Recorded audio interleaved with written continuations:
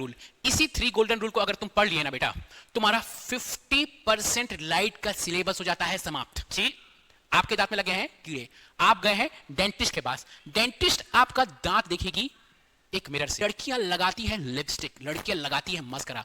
अब जब लड़की लगा रही है मस्करा, उसका आंख है एक छोटा सा, अगर उसका आंख बड़ा सा उसको दिख जाए तो वो आराम से गिर मस्करा, तुम एकदम सीधे रास्ते पे चलोगे, ठीक है, कोई तुम्हारा कोई डिस्ट्रैक्शन नहीं है, कोई डिस्ट्रैक्शन नहीं है।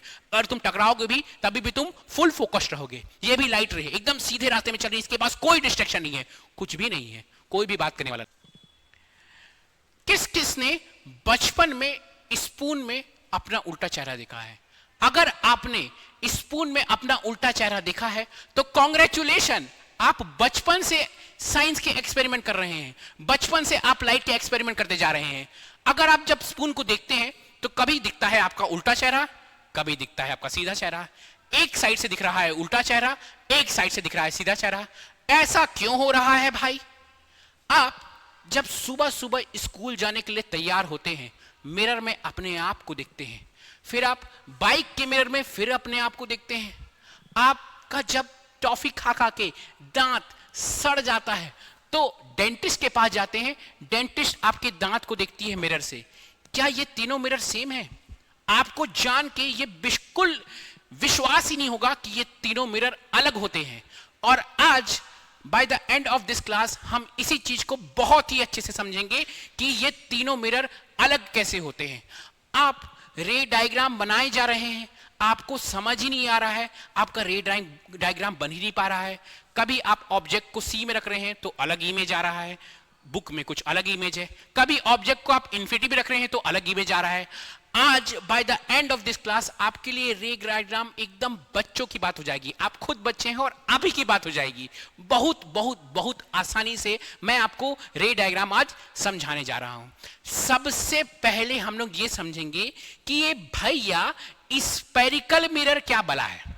स्पेरिकल मिरर, आप ले लीजिए एक स्पेरिकल ग्लास, एक स्पेरिकल ग्लास ले लीजिए और उसको काटिए, कच से काटना है। जब आप उसको कच से काटते हैं तो क्या हो जाता है?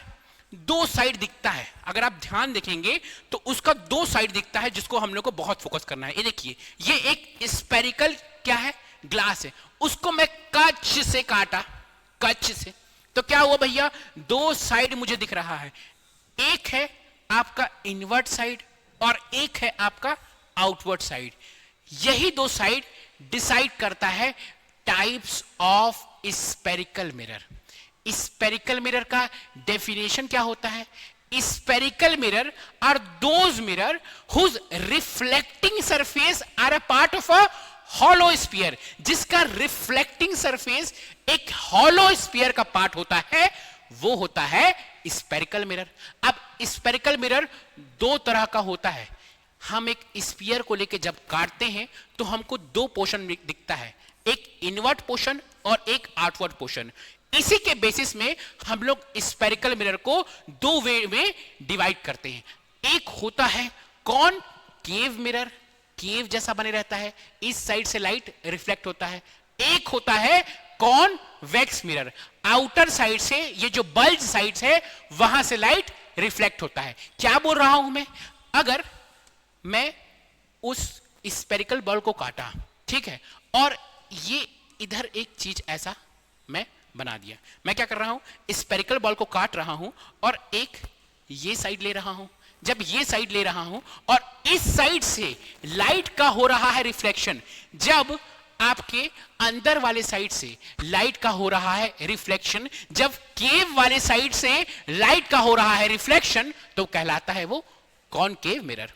और जब उसके जस्ट अपोजिट साइड, इस साइड से लाइट आएगी, टकराएगी, रिफ्लेक्ट होकर जाएगी, जब इस साइड से लाइट का हो रहा है रिफ्लेक्शन, तो वो कहलाता है कॉन्वेक्स मिरर। जब आपका आउटर साइड से, जब बल्ज साइड से लाइट का होता है reflection, that is called a convex mirror. Convex mirror को पढ़ने के लिए आपको 3-4 ठो नोमेनक्लेचर याद होना चाहिए। पूरा स्पेरिकल मिरर का नोमेनक्लेचर बिना इसको पढ़े लाइट चैप्टर आपको समझ में ही नहीं आएगा। तो चलिए स्टार्ट करते हैं। सबसे पहले नोमेनक्लेचर देखिए, यह है हमारा कॉनकेव मिरर और यह है हमारा कॉन्वेक्स मिरर। दोनों क्या काट के बना हुआ है? दोनों एक स्फीयर काट के बना हुआ है। स्फीयर काट के बना हुआ है, तो इस स्फीयर का कोई सेंटर होगा बाबू। तो इस स्फीयर का जो सेंटर होगा वही कहलाएगा सेंटर ऑफ कर्वेचर। इस स्फीयर का जो सेंटर होगा वो क्या कहलाएगा? Centre of curvature. और ये जो आपका मिरर है, ये जो आपका रिफ्लेक्टिंग सरफेस है, इस रिफ्लेक्टिंग सरफेस का जो मिड पॉइंट होगा, मिड पॉइंट, ये कहलाएगा पोल। चाहे वो कॉन्वेक्स मिरर हो या कॉनकेव मिरर हो, जो रिफ्लेक्टिंग सरफेस, ये है रिफ्लेक्टिंग सरफेस, इसका मिड पॉइंट कहलाएगा पोल। अब पोल ऑफ और सेंटर ऑफ कर्वेचर से एक हम लोग सीधा लाइन खींचेंगे। क्या बोल रहा हूं मैं? पोल और सेंटर ऑफ कर्वेचर से हम एक सीधी लाइन खींचेंगे, ये सीधी लाइन, और ये सीधी लाइन कहलाती है प्रिंसिपल एक्सिस। क्या कहलाती है सीधी लाइन?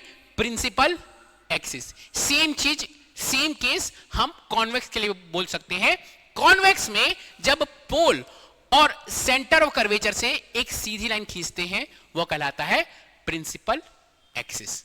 अब ये पोल से सी के डिस्टेंस को बोलते हैं हम लोग रेडियस ऑफ कर्वेचर। क्या कहते हैं हम लोग? पोल से सी के डिस्टेंस को कहेंगे हम लोग रेडियस ऑफ कर्वेचर, और half of radius of curvature कहलाता है हमारा फोकल लेंथ। बोथ केस में वैलिड है, चाहे आपका कॉनकेव मिरर हो या कॉन्वेक्स मिरर हो। क्या बोल रहा हूं मैं? एक बार फिर से रिपीट कर रहा हूं मैं कि पोल और सेंटर ऑफ कर्वेचर का जो डिस्टेंस है, इसको कहते हैं हम लोग रेडियस ऑफ कर्वेचर। क्या कहते हैं हम लोग? Radius of curvature.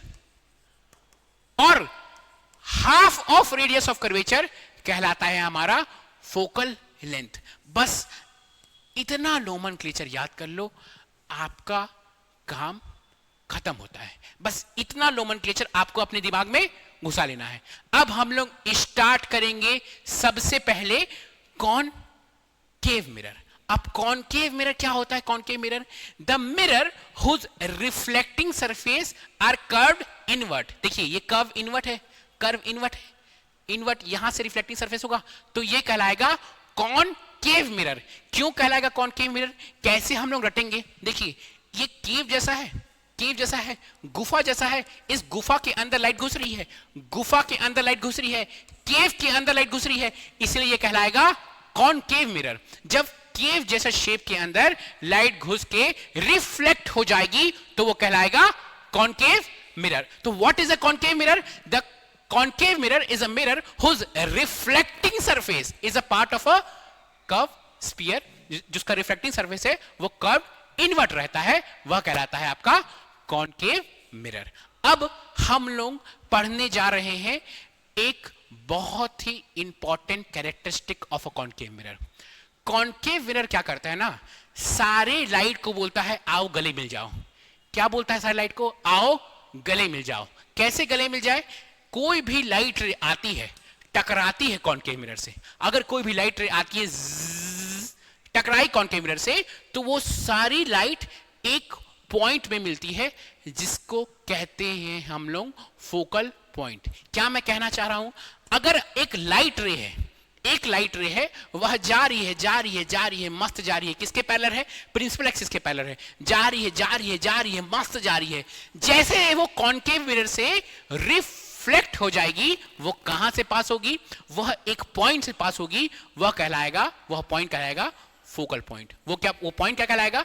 वह पॉइंट कहलाएगा फोकल पॉइंट। कोई भी लाइट रे है, कोई भी लाइट रे अगर पैरेलल है प्रिंसिपल एक्सिस से, वह टकरा कर एक जगह मिल जाएगी।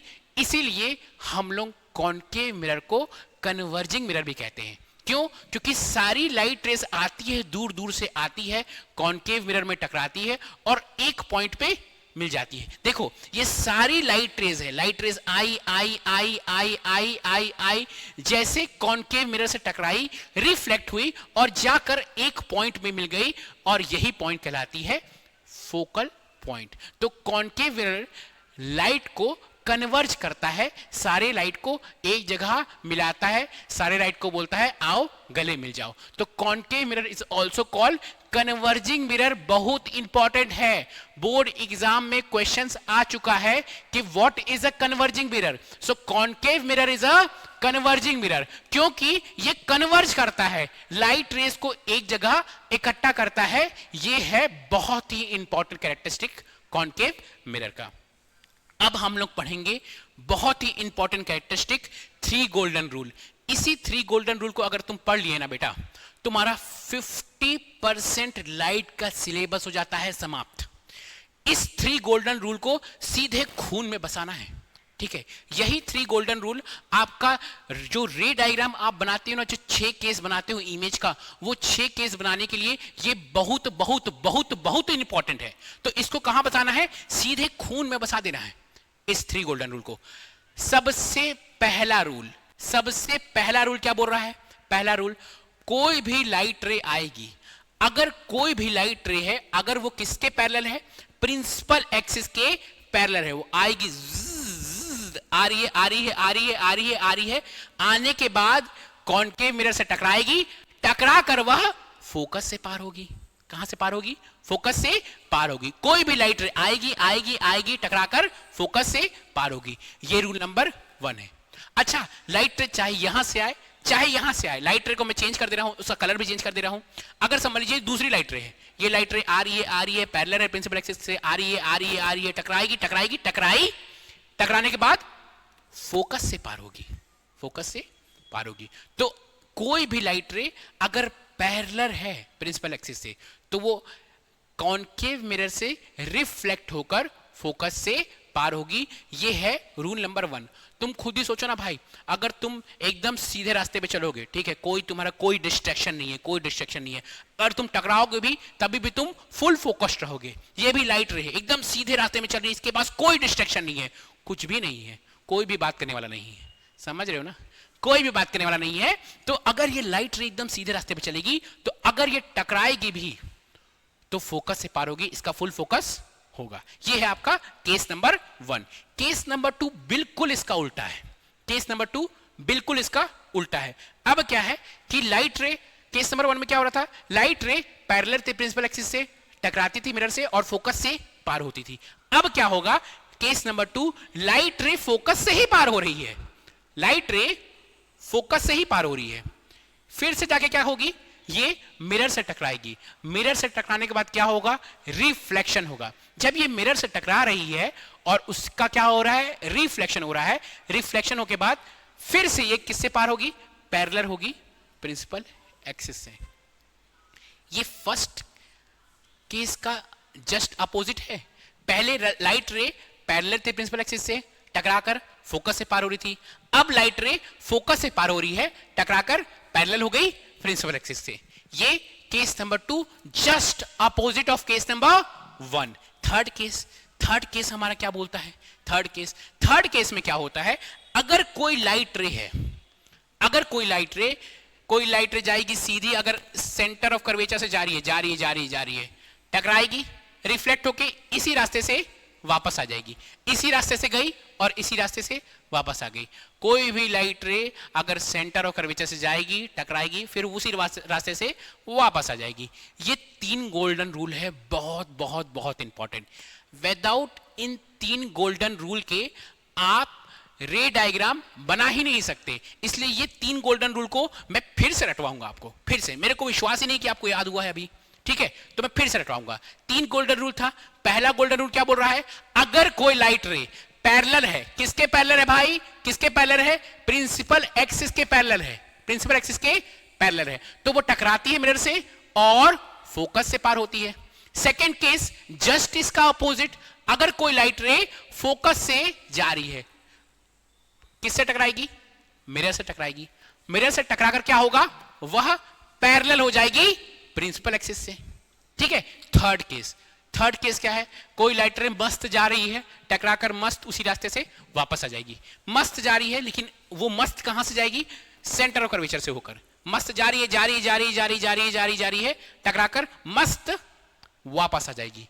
ये 3 केस कहां पे घुसाना है? सीधे खून में, ठीक है, एकदम रटा जाना चाहिए। अब हम लोग वो पढ़ने वाले हैं जिससे आपको सबसे ज्यादा डर लगता है, क्या? वो 6 केस जिससे आपको सबसे ज्यादा डर लगता है और सबसे ज्यादा कंफ्यूजन इसी में होता है। टेंशन मत लो, एकदम ऐसा बताऊंगा, ऐसा समझ में आएगा कि कभी नहीं भूलोगे, सीधे बोर्ड एग्जाम में जाके लिख के आओगे, एकदम नहीं भूलोगे। ठीक है, चलिए स्टार्ट करते हैं। 6 गोल्डन रूल्स। क्या है हमारा 6 गोल्डन रूल्स? सबसे पहला रूल, हम लोग इसमें कर क्या रहे हैं मैं आपको पहले समझाना चाहता हूं। हम लोग क्या करेंगे, हम लोग ऑब्जेक्ट रखेंगे। ऑब्जेक्ट मतलब ऐसा ऑब्जेक्ट जो लाइट एमिट करता है, वैसा ऑब्जेक्ट रखेंगे। ऐसा कौन सा ऑब्जेक्ट रख दूं? एक तो कैंडल रख लेता हूं। मैं कैंडल को अलग अलग जगह रखूंगा। मतलब ये जो 6 केस है ना, वो 6 केस को मैं आपको बताना चाह रहा हूं कि हम लोग 6 केस ये बन कहां रहा है, बन कैसे रहा है ये 6 केस। हम क्या कर रहे हैं, ऑब्जेक्ट को अलग अलग जगह रख रहे हैं। फर्स्ट हम लोग फर्स्ट केस में ऑब्जेक्ट को रखेंगे इन्फिनिटी में। सेकेंड केस में हम लोग ऑब्जेक्ट को रखेंगे सी, सेंटर ऑफ कर्वेचर, और इन्फिनिटी के बीच में कैंडल है। थर्ड केस में हम लोग ऑब्जेक्ट को सेंटर ऑफ कर्वेचर में रख देंगे। फोर्थ केस में हम लोग ऑब्जेक्ट को सेंटर ऑफ कर्वेचर और एफ के बीच में रखेंगे। फिफ्थ केस में हम ऑब्जेक्ट को एफ में ही रखेंगे।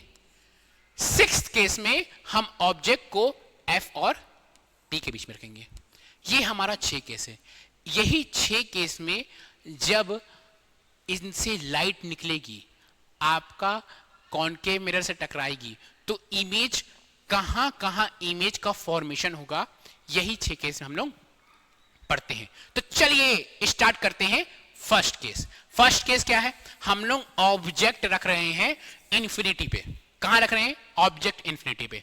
अब जो ये 3 गोल्डन रूल मैं आपको रटवाया हूं ना, 3 गोल्डन रूल, इसी को हम लोग इसी से बनाएंगे हम लोग डायग्राम।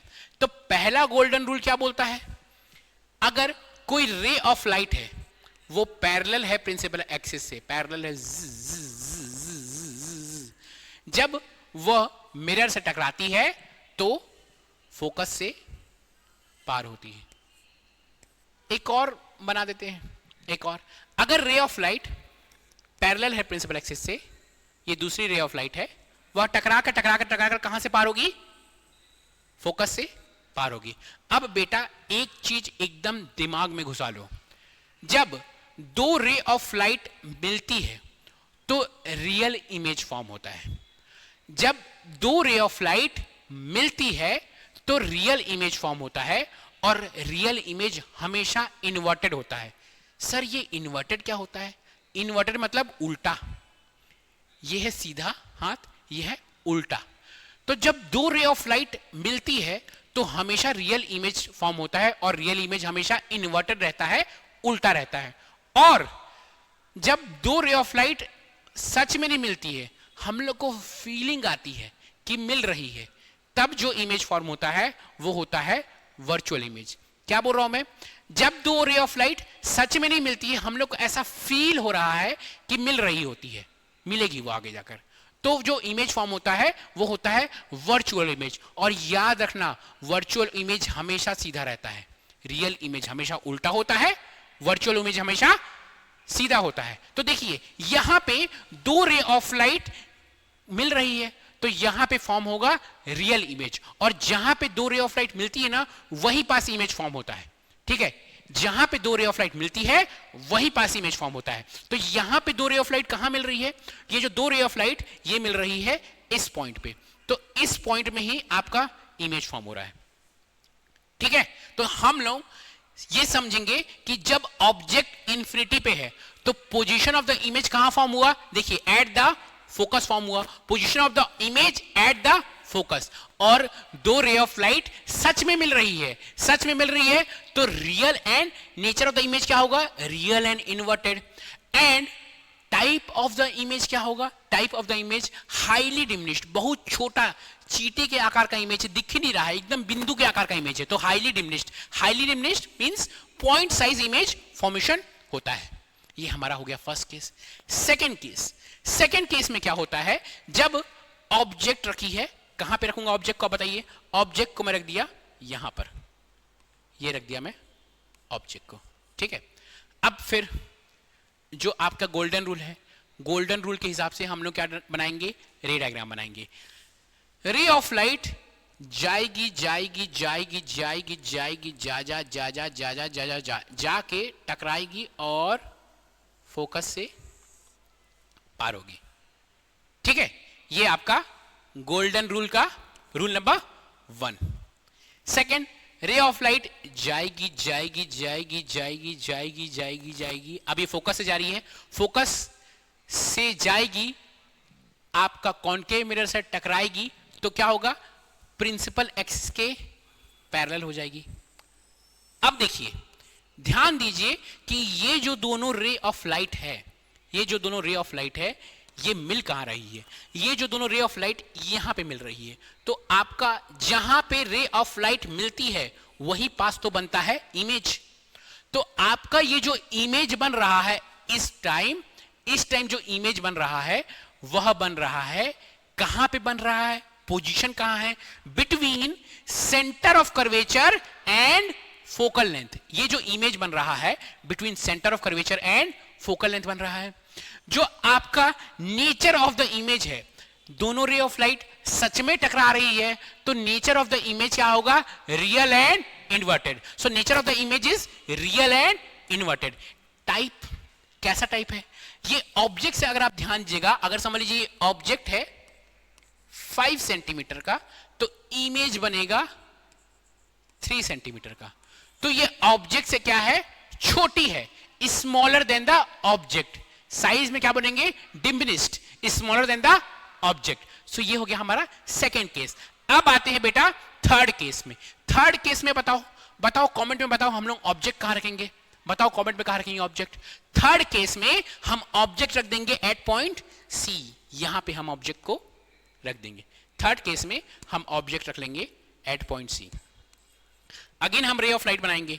रे ऑफ लाइट कहां से जा रही है, फिर से आपका पहला गोल्डन रूल, रे ऑफ लाइट जाएगी जाएगी जाएगी जाएगी जाएगी जाएगी जाएगी जाएगी जाएगी जाएगी जाके टकराकर फोकस से पार होगी।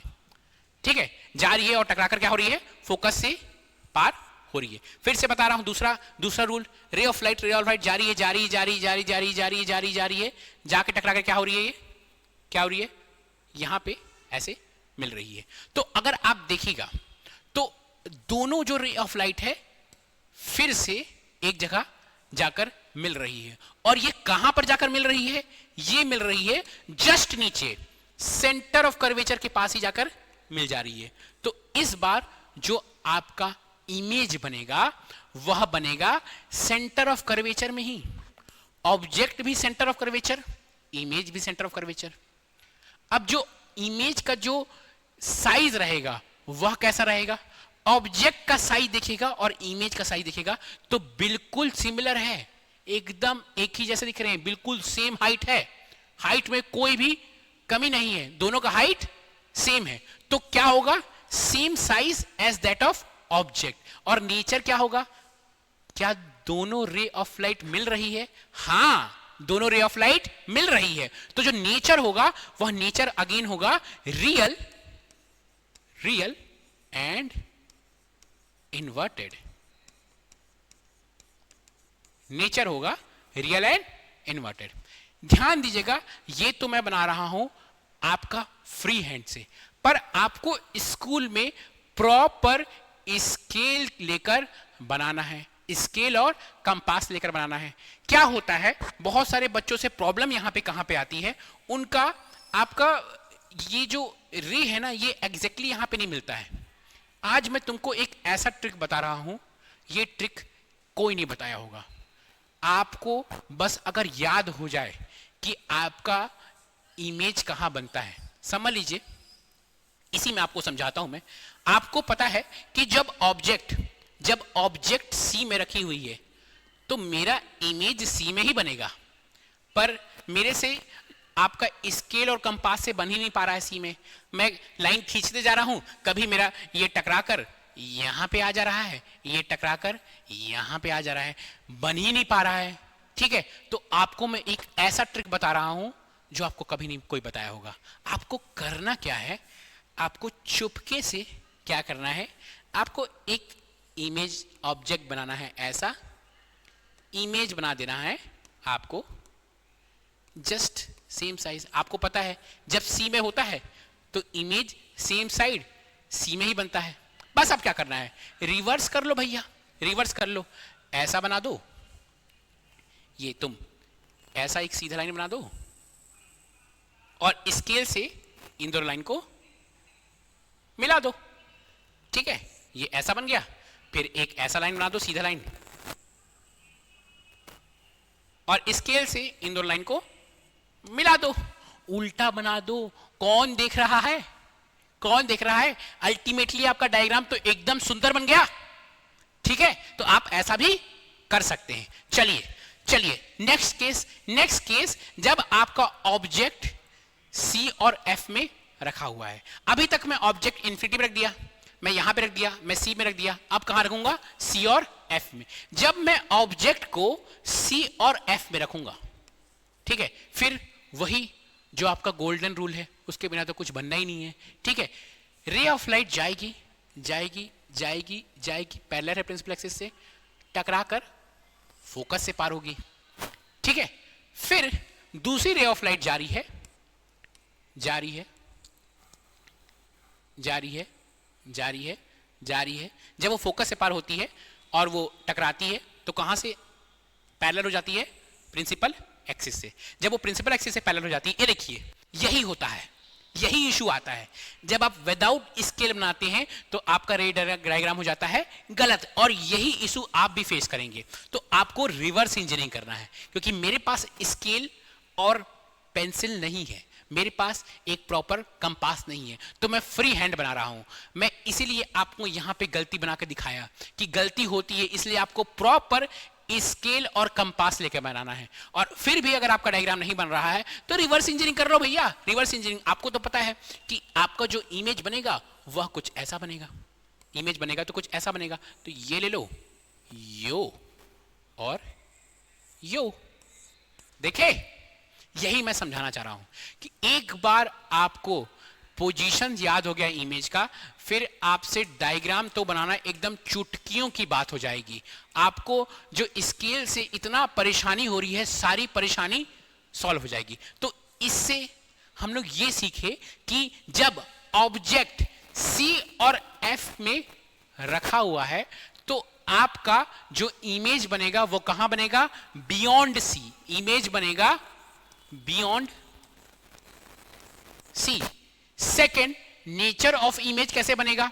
दोनों रे डायग्राम मिल रही है। जब दोनों रे डायग्राम सच में मिल रही है तो नेचर ऑफ इमेज बनेगा real and inverted, right.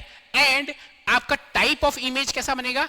Type of image बनेगा enlarge. What is the meaning of enlarge? Object से बड़ा। The image formed is enlarge, bigger than the object. This is the fourth case. Now we are going to read the fifth case. Fifth case क्या हो रहा है? जब हम लोग object को रख दिए F पे, इससे पहले हम लोग ऑब्जेक्ट इन्फिनिटी पे रख चुके हैं, यहां पर रख चुके हैं, C में रख चुके हैं, यहां पे रख चुके हैं। अब बात आई F पे रखते हैं। फिर से वही गोल्डन रूल, अगर रे ऑफ लाइट पैरेलल है प्रिंसिपल एक्सिस से, टकरा कर वह फोकस से जाएगी। थर्ड रूल, अगर रे ऑफ लाइट, अगर आपकी रे ऑफ लाइट आ रही है सेंटर ऑफ कर्वेचर से, तो वो टकरा कर सेम पाथ फॉलो करेगी। तो आप देख सकते हैं कि ये दोनों रे ऑफ लाइट पैरेलल हो गया, ये दोनों रे ऑफ लाइट पैरेलल हो गया। अब तो बड़ा मुश्किल हो गया भैया। हम लोग ये सीखे थे जब तक रे ऑफ लाइट मिलेगी नहीं तब तक तो इमेज फॉर्म नहीं होगा। अब ये रे ऑफ लाइट तो पैरेलल हो गया। पैरेलल लाइंस तो हम लोग मैथ्स के हिसाब से पढ़े हैं कि कभी मिलता ही नहीं है। तो हम लोग ये कह देंगे कि जो इमेज फॉर्म हुआ है वह पैरेलल बहुत दूर जाकर इन्फिनिटी में फॉर्म हो गया है। जो इमेज फॉर्म हुआ है वह बहुत दूर जाकर इन्फिनिटी में फॉर्म हुआ है। जो इमेज फॉर्म हुआ है इन्फिनिटी में फॉर्म हुआ है एंड रियल एंड इन्वर्टेड है। Image is formed at infinity, real and inverted. और जो भी चीज इन्फिनिटी में रहता है वो हाईली एनलार्ज रहता है, बहुत बड़ा रहता है, बहुत बड़ा रहता है ऑब्जेक्ट से। तो image is formed at infinity, highly enlarge and real and inverted. Now आ गया हम लोग का sixth case. Sixth and final case. इससे पहले हम लोग को एक चीज फोकस करना है कि इससे पहले अभी जो 5 केस हम लोग पढ़ चुके हैं, पांचों केस में आपका जो इमेज बना था वह रियल एंड इन्वर्टेड बना था। जो पांचों केस में आपका इमेज बना है वह बना है रियल एंड इन्वर्टेड, और जो पांचों केस में आपका इमेज बना है वह बना है इन फ्रंट ऑफ मिरर। तो पांचों केस आपको ऐसे याद रखना है कि पांचों केस में रियल एंड इन्वर्टेड इमेज बन रहा है और in front of the mirror ही बन रहा है। अब ये छठवां केस जिससे बोर्ड एग्जाम को बहुत ही प्यार है, ठीक उसी तरह जैसे आपको उससे प्यार है ना, वैसे ही बोर्ड एग्जाम को छठवें केस से प्यार है, क्योंकि छठवां केस है अपवाद। इससे पहले सारा इमेज बन रहा था रियल एंड इन्वर्टेड, बट अब जो इमेज बनने वाला है उसमें कुछ होगा बदलाव। चलिए देखते हैं क्या बदलाव आने वाला है। अब हम लोग ऑब्जेक्ट को कहां रखेंगे? हम लोग ऑब्जेक्ट को रख देंगे फोकस और पोल के बीच में, ठीक है। फिर से गोल्डन रूल लगाओ। Ray of light parallel to principal axis after reflecting from the mirror it will pass through focus. Second, a ray of light, if it is passing through center of curvature, after reflecting from the mirror, it will go in the same path. अब हमको ये दिख रहा है कि भाई यहां पे लाइन तो फैल रही है, ये आगे जाके और फैल जाएगी, तो इधर तो मिलने चाहिए है, फ्रंट ऑफ द मिरर तो लाइन को मिलना ही नहीं है। अब हम लोग एक लगाएंगे फीलिंग। क्या फीलिंग लगाएंगे? कि शायद रे ऑफ लाइट इधर तो नहीं मिल रही है, शायद रे ऑफ लाइट पीछे मिल रही होगी, शायद। ये हमको बस फील आ रहा है, रियल में नहीं है। अब हम लोग इसको, इस दोनों लाइन को एक्सटेंड करके देखते हैं, क्या ये दोनों लाइन मिल रहे हैं? जब हम इस दोनों लाइन को एक्सटेंड करके देखे तो हमको समझ में आया कि हाँ ये दोनों लाइन मिल रही है। जब ये दोनों लाइन मिल रही है तो जहां पे दो रेज मिलती हैं वहीं पास बनता है इमेज। तो इस केस में जो हमारा इमेज बन रहा है, इस केस में आप ध्यान देंगे हमारा जो इमेज बना है एकदम अलग है बाकी सबसे अलग। क्या बन गया? जो इमेज बना है आपका सीधा है, इससे पहले हमेशा उल्टा था, और इमेज बना है तो रियल में आपकी जो रे है वो नहीं मिल रही है, सच में मीट नहीं कर रही है। हम लोग बस एक फील ले रहे हैं, एक इमेजिनेशन कर रहे हैं कि रे ऑफ लाइट शायद मिरर के पीछे मिल रही होगी। तो जब भी हम लोग एक वर्चुअल फील लेते हैं तो इसको कहते हैं वर्चुअल इमेज। वर्चुअल इमेज हमेशा सीधा रहता है। तो पोजीशन ऑफ द इमेज कहां हो गया? बिहाइंड द मिरर, मिरर के पीछे। Nature of the image virtual and erected. Type of the image object से बड़ी बनी है तो एन लार्ज इमेज। समझ में आया ये 6 केस? मेरे को लग रहा है तुमको अभी भी समझ में नहीं आया हुआ है। मैं फिर से बताऊंगा, फिर से ये 6 केसेस को एक साथ बताऊंगा, इस 6 केस को एक साथ। आपको इस 6 केस को रटना बहुत बहुत बहुत जरूरी है, क्योंकि आपके बोर्ड एग्जाम में हर साल एक क्वेश्चन इस 6 केस से उठाकर पूछता है। और आखिरी केस तो बोला ना, प्रेम है बोर्ड का आखिरी केस, तो आखिरी केस तो एकदम आपको रट ही लेना है, ठीक है। पहला केस क्या था? ऑब्जेक्ट इन्फिनिटी में, तो इमेज कहां? मेरे साथ बोलो, मेरे साथ बोलो, कहां पे? फोकस में। जब सेकंड केस क्या है? Object between infinity and C, image कहां? Between C and F. Third case क्या है? Object at C, image at C. Fourth case क्या है? फोर्थ केस क्या है? Object between C and F, आपका इमेज कहां बन रहा है? बियॉन्ड सी। फिफ्थ केस क्या है? ऑब्जेक्ट एट एफ, इमेज कहां बन रहा है? At infinity. सिक्स्थ केस क्या है? Object between F and P, image behind the mirror और बिगर। अब मैं आपको जो चीज बता रहा हूं पूरे YouTube के हिस्ट्री में कोई नहीं बताया आपको। क्या बताने वाला हूं आपको? ये 6 केस में अभी फिर से रटवा देता हूं। देखिए, अगर आप ध्यान देंगे, पहला केस देखिए, जब ऑब्जेक्ट इन्फिनिटी में था तो इमेज फोकस में आया। इसका ठीक उल्टा, इसका ठीक उल्टा। अब मैं ऑब्जेक्ट को एफ में रख दिया, इमेज इन्फिनिटी में बन गया। क्या मैं बोल रहा हूं? पहला केस क्या था? ऑब्जेक्ट इन्फिनिटी में, इमेज फोकस में। उल्टा कर दो, ऑब्जेक्ट को फोकस में रख दो तो इमेज कहां बन जाएगा? इन्फिनिटी में, ठीक है। ये दोनों जस्ट अपोजिट हैं। अब इसको देखो, जब ऑब्जेक्ट है बियॉन्ड सी तो image between C and F, जब object between C and F तो इमेज बियॉन्ड सी। ये दोनों जस्ट अपोजिट, बिल्कुल अपोजिट है। ऑब्जेक्ट जहां पे है वहां पे इमेज बन रहा है, इमेज जहां पे है वहां पे ऑब्जेक्ट बन रहा है, इन दोनों केस में। अब बस ये वाला केस तो अपने में ही उल्टा है, object at C, image at C, और ये है अपवाद। अपवाद है इसलिए बोर्ड का ये प्रिय क्वेश्चन है। When object is kept between F and P, image is formed behind the mirror, virtual and erect। चलिए एक और कॉन्सेप्ट हम लोग पढ़ सकते हैं क्या इससे? हाँ पढ़ सकते हैं, हाँ पढ़ सकते हैं। अब मैं आपको एक बहुत ही सुंदर क्या बनाऊंगा, फिर से रे डायग्राम बनाऊंगा, और बहुत ही सुंदर रंग बिरंगा बनाऊंगा रे डायग्राम। देखिए, देखते हैं। चलिए, सबसे पहला केस था क्या? Object at infinity. Second case क्या था? Object between infinity and C. Third case क्या था? Object at C. Fourth case क्या था? Object between C and F. Fifth case क्या था? Object at F. Sixth case क्या था? Object between F and P. यही 6 केस पढ़ते भाई, यही 6 केस पढ़ते हैं।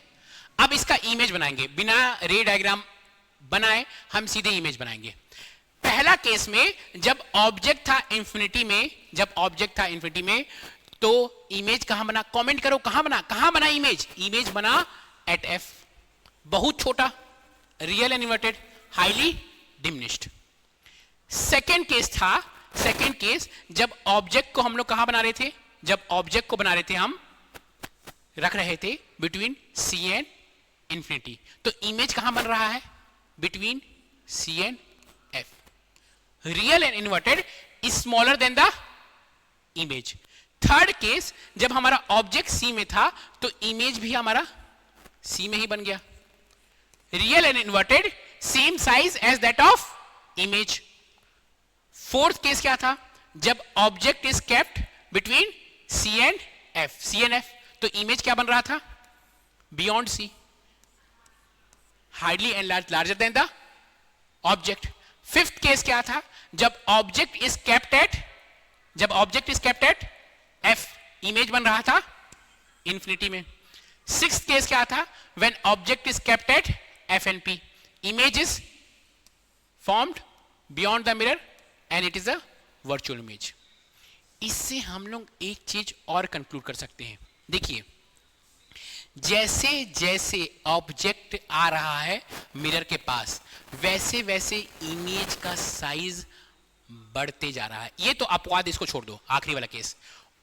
शुरू के 5 केस देखो, जैसे जैसे ऑब्जेक्ट आ रहा है इमेज मिरर के पास, वैसे वैसे जो इमेज का साइज है वह क्या हो रहा है?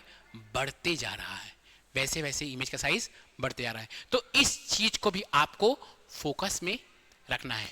अब आई गेस आपको ये एकदम कंठस्थ याद हो गया होगा कि कैसे हम लोग को कॉन्केव मिरर का इमेज डायग्राम बनाना है।